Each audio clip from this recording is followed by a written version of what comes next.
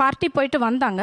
அப்போ நான் கேட்டேன், என்ன நேற்று நைட்டு கொஞ்சம் ஓவரான மாதிரி இருக்குன்ட்டு. இல்லவே இல்லை, நான் 3 தான் சாப்பிட்டேன் அப்படின்னாங்க. இதெல்லாம் நம்புற மாதிரியாங்க இருக்குது. திரும்பவும் இன்னொரு வாட்டி அதே மாதிரி தான் நடந்தது. எந்திரிச்சு போனேன், ஸ்பூன் வத்து அடுப்பில் வச்சேன், சூடு பண்ணேன். கொஞ்சம் மனசு கஷ்டமாக இருந்தது, சரி லைட்டாக சூடு பண்ணேன். வந்து காலில் வச்சேன், ரியாக்ஷனே இல்லை. திரும்ப போயிட்டு நல்லா பெருசாக கரண்டி வச்சு நல்லா சூடு எடுத்து வச்சேன்.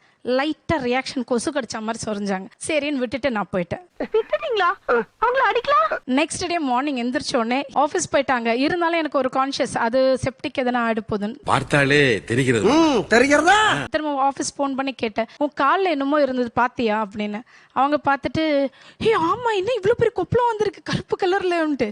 இன்னும் பச்சை பிள்ளையா இருக்கேடா. இல்ல நேற்று நைட்டு நீ எவ்வளோ சாப்பிட்ட? 3 ரவுண்ட் தான் சாப்பிட்டேன் அப்படின்னாங்க. நான் சொன்னேன், 3 ரவுண்ட் சாப்பிட்டிருந்தா உனக்கு தெரிஞ்சிருக்கும்ல. எந்த பால் போட்டாலும் கோல் போட்டுறானே. இப்போ நான் சூடு வச்சது உனக்கு தெரிஞ்சிருக்கணும். You will be on your normal. அன்னையோட விட்டுட்டாங்க. என்ன பங்கு இதெல்லாம்? நாங்கப்பா அதெல்லாம். அவங்க ஒரு அடல்ட், அவங்க என்னோட குழந்தை கிடையாது. நான் எல்லா நேரத்துலயும் சூடு போட்டுட்டுலாம் இருக்க முடியாது. நான் அதை அப்ரூவ் பண்ண மாட்டேன்னு சொல்றதுக்கான உரிமை தான் எனக்கு இருக்கு. அப்படியா? அப்படிச்சா